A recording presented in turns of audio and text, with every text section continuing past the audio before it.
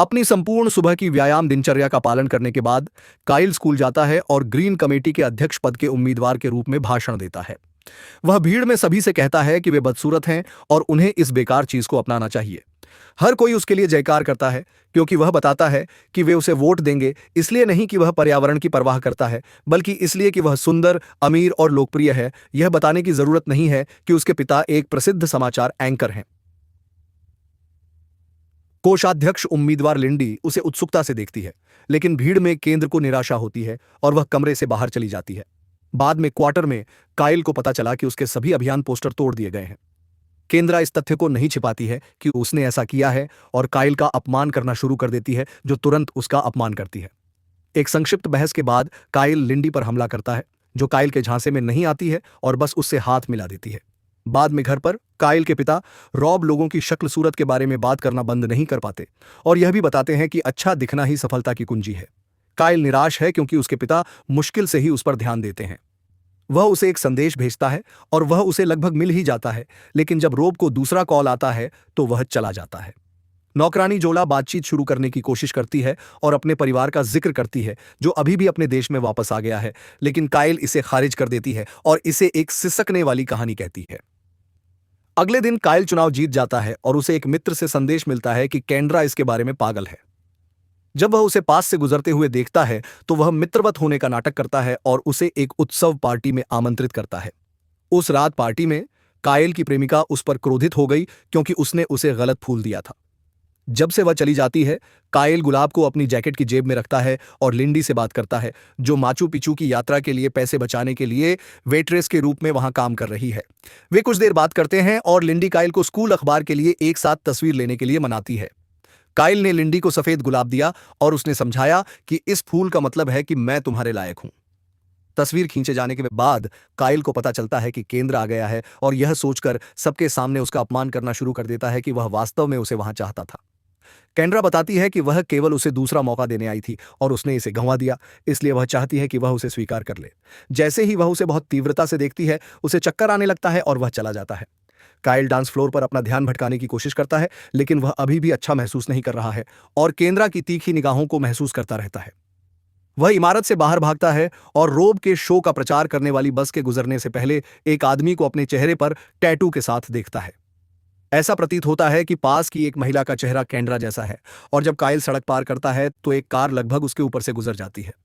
चाहे सिक्की को कैसा भी महसूस हो, काइल घर पहुंचने में कामयाब हो जाती है और ताजी हवा के लिए बालकनी की ओर भागती है। अचानक केंद्रा उसके पीछे प्रकट होती है, जिससे पता चलता है कि वह एक असली चुड़ैल है। वह काइल की बांह पकड़ती है और उस पर एक पेड़ का टैटू दिखाई देता है क्योंकि वह उसे शाप देती है।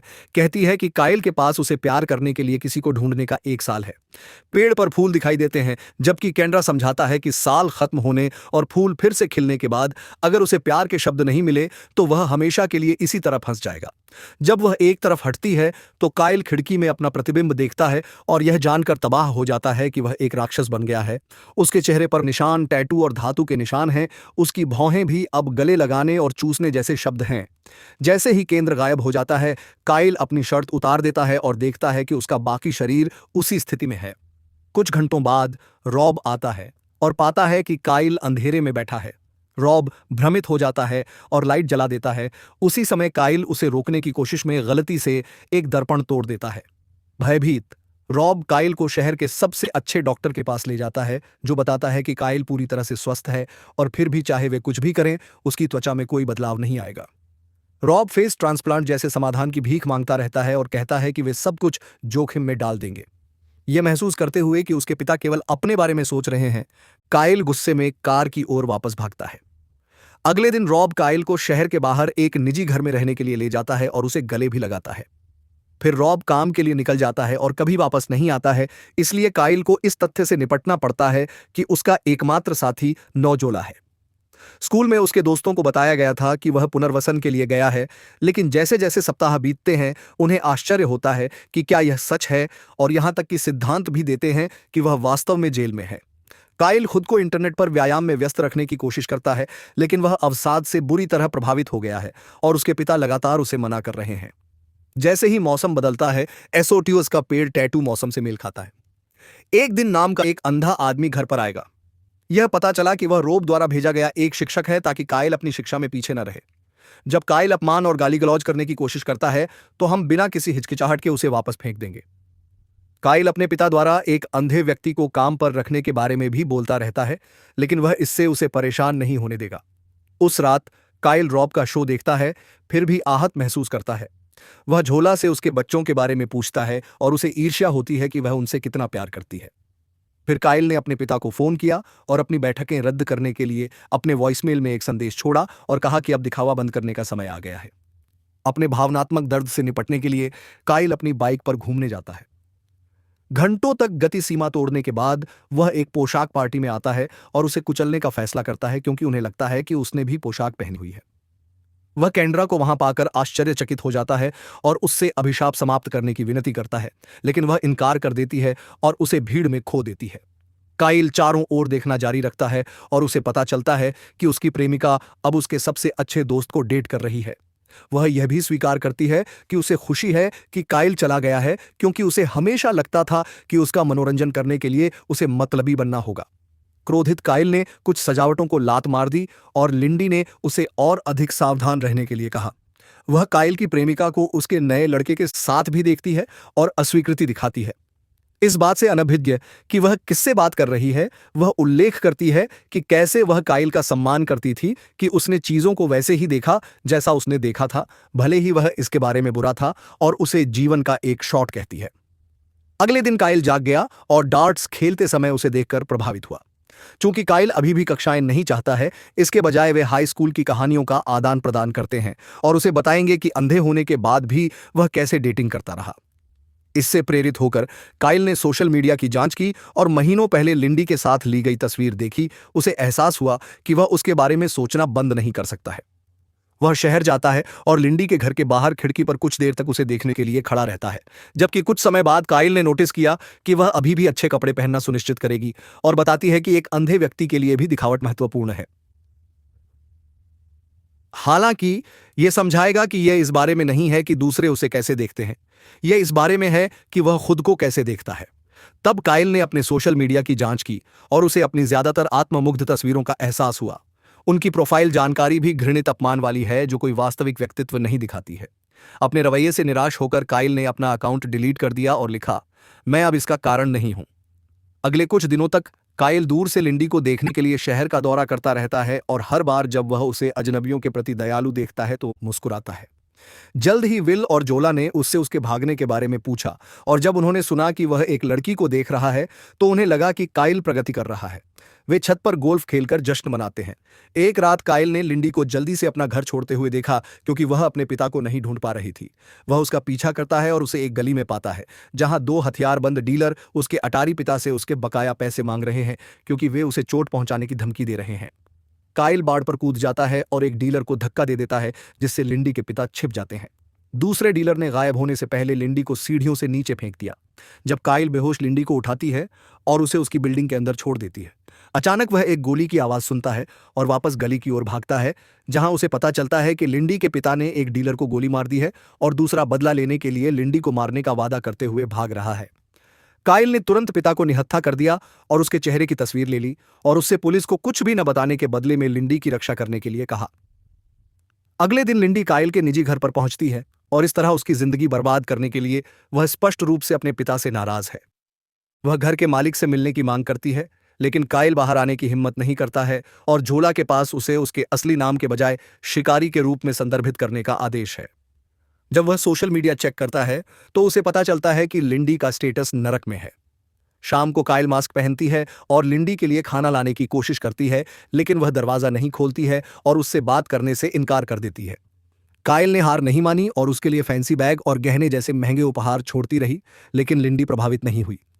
अगली बार जब काइल ने झोला को एक महंगा उपहार खरीदने के लिए भेजा तो झोला ने बताया कि वह केवल वही चीजें ले रहा है जो वह अपनी पिछली प्रेमिका के लिए लाया करता था। लिंडी का प्यार खरीदने की कोशिश करने के बजाय उसे इस बात में दिलचस्पी लेनी चाहिए कि वह वास्तव में कौन है।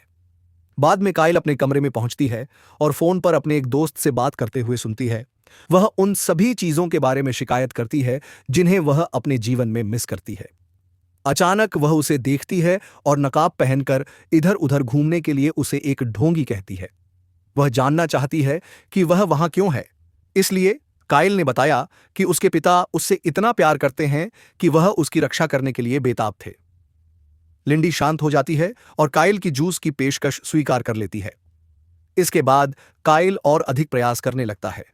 वह अपनी सारी भावनाएं एक पत्र पर लिखता है और उसके सोशल मीडिया पर करीब से नजर डालता है, जिससे पता चलता है कि उसे गुलाब बहुत पसंद है। इससे उसने छत पर ग्रीन हाउस बनाने का निर्णय लिया। इसमें उसे कई सप्ताह की कड़ी मेहनत करनी पड़ती है और उसे लिंडी की नजरों से बचने के लिए सावधान रहना पड़ता है, जो अंततः अपना कमरा छोड़कर विल से दोस्ती कर रही है। जैसे जैसे क्रिसमस नजदीक आता है, काइल का टैटू ट्री सजावट से जगमगा उठता है। एक रात लिंडी ने उसे आश्चर्यचकित कर दिया जब वह टीवी देख रहा था और काइल ने चैट करते समय अपना चेहरा अपने हुड में छिपा रखा था। वे वास्तव में इसे हिट करते हैं और जो शो वे देख रहे हैं उसके बारे में बहुत सारे चुटकुले बनाते हैं। जब काइल ने लिंडी को अपनी कक्षाओं में शामिल होने के लिए आमंत्रित किया तो लिंडी खुशी से सहमत हो गई। यह काइल को अंततः खुद को सदमे में प्रकट करने के लिए प्रेरित करता है। लिंडी निराश या डरी हुई नहीं है, वह केवल इतना कहती है कि उसने इससे भी बुरा देखा है। अगली सुबह उत्साहित काइल विलुप को जगाने के लिए दौड़ता है और उसे बताता है कि वह आखिरकार उसकी ट्यूशन स्वीकार कर रहा है, लेकिन उसे ऐसा दिखाना होगा कि वे कुछ समय से ऐसा कर रहे हैं। वह उसे स्मार्ट दिखने के लिए भी कहता है, जो असंभव लगेगा। इसके बाद विल जोला से लड़कियों को प्रभावित करने के उपाय पूछता है और जोला उसे अपना असली रूप दिखाने के लिए कहती है। उस दिन काइल अंततः लिंडी को ग्रीन हाउस में ले आती है, जो सभी रंगों के गुलाबों से भरा होता है। उसने उसे प्रभावित करने के लिए एक कविता भी छापी, लेकिन वह इसे पहले से ही जानती थी, जिससे स्मार्ट दिखने की उसकी योजना बर्बाद हो गई। जल्द ही कक्षाएं शुरू हो जाती हैं और हर दिन किशोरों को एक दूसरे के प्रति प्रेम से भरी अद्भुत कविताएं पढ़ने को मिलती हैं, जो हर शब्द के साथ बढ़ती हैं। तेजी से गुजरने के बाद और जब वसंत शुरू होता है, काइल अपने टैटू पर पहला फूल देखता है। वह केंद्रा को ढूंढने के लिए शहर जाता है और उससे और समय मांगता है। जब वह मना करती है तो वह समझाता है कि उसे अब लोगों की परवाह है और लिंडी के साथ समय बिताने के बजाय वह विल से उसकी दृष्टि वापस लाने और झोला से उसके परिवार को वापस लाने के लिए कहता है, और कहता है कि वे उसके साथ फंसे रहने के लायक हैं। केंद्र ऐसा करने के लिए तभी सहमत होता है जब वह अपने लक्ष्य में सफल हो जाता है। उस रात काइल ने लिंडी की जांच की और उसे सोशल मीडिया पर उनकी पुरानी तस्वीर देखते हुए पाया। लिंडी का कहना है कि काइल स्कूल से बस एक बेवकूफ है, लेकिन यह भी बताती है कि हंटर उसे उसकी याद दिलाता है। वह सोचता है कि काइल अपने बुरे रवैये के तहत कुछ अच्छा छिपा रही थी और यहां तक कि स्वीकार करती है कि उसे उस पर क्रश था। अपनी उम्मीदें जगाते हुए काइल लिंडी को शहर ले जाता है और वे चिड़ियाघर के अंदर घुस जाते हैं। उनके काइल ने यह कहानी साझा की कि कैसे उनके पिता ने उन्हें बताया कि उनकी मां ने उन्हें छोड़ दिया और छोटा काइल एक वृत्तचित्र देखने के लिए इस स्थान पर छिप गया। यह एक मां हाथी के बारे में थी जो 1 साल बाद उस स्थान पर लौट आई जहां उसने अपने बच्चे की हड्डियों को छोड़ा था, और काइल कल्पना नहीं कर सकती कि वह प्यार कैसा होता है। लिंडी इसकी कल्पना भी नहीं कर सकती और उसका हाथ पकड़ लेती है। इसके बाद वे छत पर सूर्यास्त देखते हैं और लिंडी काइल की गोद में सो जाती है। वह उससे कहता है कि वह उससे प्यार करता है और उसे उसके कमरे में ले जाता है, जहां उसे उसके कंप्यूटर पर एक संदेश दिखाई देता है जिसमें माचू पिचू यात्रा के बारे में पूछा जाता है। जाहिर तौर पर लिंडी जल्द ही अपने एक दोस्त के साथ भागने की योजना बना रही थी। अगले दिन काइल जोला और विल से पूछता है कि क्या उसे लिंडी को जाने देना चाहिए। उसकी बांह पर लगे फूलों से पता चलता है कि उसके पास केवल कुछ ही दिन बचे हैं, इसीलिए दोनों उसे एक आखिरी बड़ा रोमांटिक इशारा करने के लिए कहते हैं। अपने पिता की लिमो का उपयोग करके काइल लिंडी को परिवार के लेक हाउस में ले जाता है। यात्रा के दौरान लिंडी को एक संदेश मिलता है जिसमें कहा गया है कि उसके पिता को गिरफ्तार कर लिया गया है, इसलिए उसके लिए घर जाना सुरक्षित है, लेकिन वह इसे आसानी से हटा देती है। जब वे घर पहुंचे तो लिंडी ने बताया कि उसकी मां मर चुकी है और उसके नशेड़ी पिता की देखभाल करना नरक हो गया है, इसलिए उसने दूर जाने के लिए यात्रा की योजना बनाई। लेकिन पिछले कुछ महीनों में काइल के साथ रहना वह ब्रेक था जिसकी उसे हमेशा से जरूरत थी। फिर वे हाथ पकड़कर टहलने जाते हैं और काइल अपना पत्र उस पर फेंकता है। वह उसे पकड़ लेती है और काइल धीरे से उसे उतरने में मदद करती है और उन्हें आपत्तिजनक स्थिति में डाल देती है। वे एक दूसरे को चूमने ही वाले थे कि तभी लिंडी के फोन ने उन्हें रोक दिया। कॉल बुरी खबर लाती है, उसके पिता अस्पताल में हैं क्योंकि उन पर बकाया है। काइल तुरंत उसे रेलवे स्टेशन ले जाता है और जाने से पहले लिंडी उसे बताती है कि वह उसका अच्छा दोस्त है। ट्रेन की यात्रा के दौरान लिंडी पत्र पढ़ती है और उसे एक प्रेम स्वीकारोक्ति मिलती है। बाद में अपने पिता की जांच करने के बाद वह काइल के ध्वनि मेल पर संदेश छोड़ती रहती है, लेकिन वह उससे बात करने से इनकार कर देता है। वह सोचता है कि वह उसे केवल एक दोस्त के रूप में देखती है और वह पत्र के बारे में नाराज होगी। जब लिंडी विल और जोला को भी कॉल करने लगती है तो वे काइल को कायर होने से रोकने के लिए मनाते हैं। कुछ क्षण बाद काइल स्कूल जाता है, जहां हर कोई उसके अजीब चेहरे का मूल्यांकन करता है। वह लिंडी से माफी मांगता है और समझाता है कि वह उसके आसपास बदसूरत महसूस नहीं करता है। इसलिए अंततः उसे चूमने से पहले लिंडी बताती है कि वह ऐसा नहीं कर रहा है। आखिरी फूल उसकी बाह पर दिखाई देता है और वह उसे यात्रा पर जाने के लिए कहता है क्योंकि वह इसकी हकदार है। बाहर जाते समय लिंडी कहती है कि वह उससे प्यार करती है। काइल घर की ओर चलने लगता है और महसूस करता है कि केंद्र की नजरें फिर से उस पर हैं। उस क्षण वह ठिठक जाता है और अपने प्रतिबिंब की ओर देखता है और पाता है कि वह वापस सामान्य स्थिति में आ गया है। अब उसकी बाह पर पूरे पेड़ की बजाय केवल एक गुलाब है। अचानक लिंडी बाहर आती है क्योंकि वह आखिरकार हंटर के बिना नहीं जाना चाहती, लेकिन वह उसे नहीं पहचानती। काइल उसका पीछा करता है और जब लिंडी हंटर को कॉल करने की कोशिश करती है तो काइल का फोन बजता है।